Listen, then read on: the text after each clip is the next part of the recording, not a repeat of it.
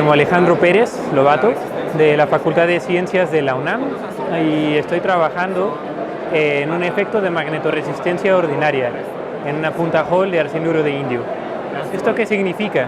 Esto significa que medimos a la resistencia eléctrica como función del campo magnético aplicado y esta cambió. Ahora, esto lo hicimos en un laboratorio de docencia con equipo que ya se encuentra en los laboratorios de docencia, con multímetros Steren muy sencillos y una punta Hall de docencia que ya estaba en el laboratorio. De este modo podemos medir este efecto con equipo muy básico. Ahora, la magnetoresistencia es el cambio de la resistencia eléctrica como función del campo magnético, y hay varios mecanismos que la provocan. Uno de ellos es la magnetoresistencia ordinaria, que se debe a que los portadores de carga, cuando están bajo un campo magnético y se mueven, tienden a dar vueltas. Entonces es más rápido llegar de un punto a otro por línea recta que llegar del mismo punto al otro punto dando vueltas. Si das vueltas vas más lento, entonces tu resistencia eléctrica aumenta. También hay otros mecanismos que provocan un cambio en la resistencia eléctrica debido a un campo magnético por interacciones entre los espines de los portadores de carga con los espines del sustrato en el que están inmersos. Y esos efectos son la magnetoresistencia anisótropa o gigante o colosal u otros, con los que nosotros no trabajamos, pero nuestro trabajo da una entrada a este tipo de investigación. En todo caso, la resistencia eléctrica se puede escribir como una función par del campo magnético, ya que tenemos un estado termodinámicamente fuera de equilibrio, en el que tenemos una corriente constante. Y al tener esta corriente, no todo está estático, así que no está en equilibrio.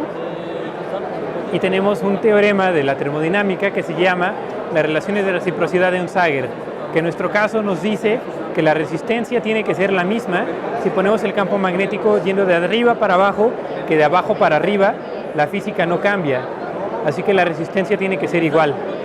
De este modo, la magnetoresistencia es un efecto no lineal que no sigue una línea recta de resistencia contra campo magnético, sino que sigue cuando menos una curva, una cuadrática, una parábola. Nosotros medimos este efecto de magnetoresistencia en una punta Hall, como se mide el efecto Hall, pero añadiendo este voltímetro que mide la caída de potencial o la diferencia en el voltaje entre los dos terminales de la punta. Y al medir esto y la corriente de control que está atravesando la punta Hall, podemos medir la resistencia eléctrica de la punta como función del campo magnético. Primero caracterizamos a la constante de Hall de nuestro material, obteniendo el valor esperado, un valor cercano a 2, que era lo que esperábamos, y luego medimos la resistencia eléctrica del material como función del campo magnético bajo varios campos magnéticos aplicados.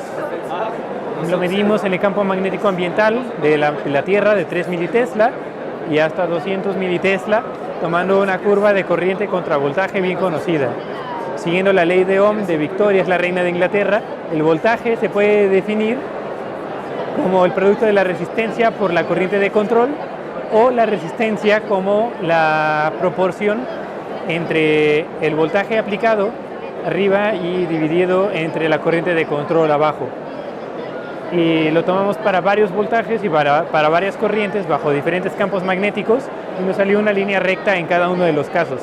Esto significa que aunque la punta Hall esté bajo un campo magnético muy amplio de hasta 200 militesla, todavía se sigue conservando esta respuesta óhmica, sigue valiéndose la ley de Ohm, lo cual no necesariamente esperábamos, ya que es un sistema semiconductor. Sin embargo, este modelo funciona.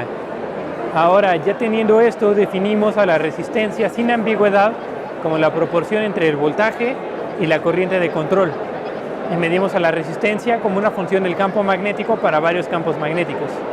Así que, cambiando el campo magnético, tenemos que la pendiente de estas curvas cambia. Y este cambio en la pendiente de la curva fue lo que graficamos acá para diferentes campos. obteniendo una diferencia en realidad bastante dramática, hasta el 17.4% con el campo magnético más grande que aplicamos, de 400 militesla. Al tener esta diferencia de resistencia, nos preguntamos por qué no se considera este efecto de magnetoresistencia al hacer la práctica del efecto Hall normalmente. Y no se considera porque tenemos que la relación no es lineal, sino cuadrática, es una parábola. Esto nos permite, en el régimen que generalmente se hace la práctica del efecto Hall, se llega hasta 100 militesla, se queda uno aquí. Así que si uno dibuja una línea recta todavía en este régimen, hasta 100 militesla, se puede considerar a la resistencia eléctrica como una constante. Las incertidumbres se sobrelapan y no puedes ver una diferencia hasta que te vas a un campo magnético más grande.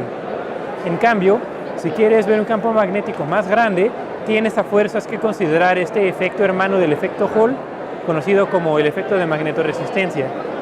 De este modo, este efecto nos puede servir para corroborar una medida de campo magnético con efecto Hall, al medir también la resistencia eléctrica de la punta que estás usando.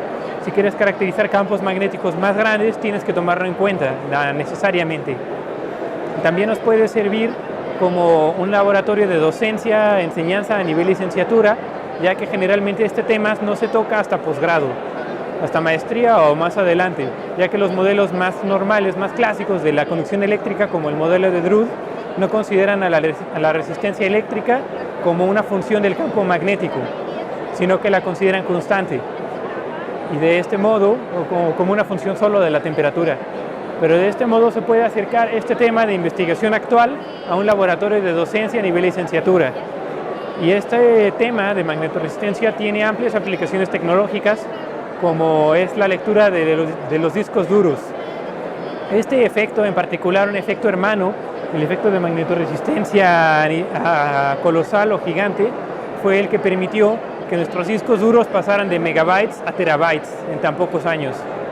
Y también tiene aplicaciones en biosensores y en creación de nuevos materiales o caracterización de materiales. Y de este modo se puede acercar estos temas de investigación reciente y actual a un laboratorio de nivel licenciatura sin tener que comprar material nuevo, con material que ya se encuentra en los laboratorios de docencia actualmente, como son los multímetros Steren más sencillos y una punta Hall que ya está en el laboratorio de docencia que conocemos de electromagnetismo o de física contemporánea. No se necesita comprar material nuevo, solamente hacer el experimento de una manera diferente, añadiendo este voltímetro extra al circuito, que es un cambio mínimo para poder observar un efecto nuevo y de interés y relevancia actual. Por último, nada más, ¿dónde te encontraríamos? Sí, por supuesto. Yo soy Guillermo Alejandro Pérez Lobato, en la Facultad de Ciencias. Mi correo electrónico es guilleme, guilleme, @ciencias.unam.mx, y me asesoró para este trabajo la doctora Edna Magdalena Hernández González, también de la Facultad de Ciencias de la Universidad Nacional Autónoma de México, que se puede encontrar en el correo ednah@ciencias.unam.mx. Ella fue quien supervisó y asesoró este trabajo. Muchas gracias.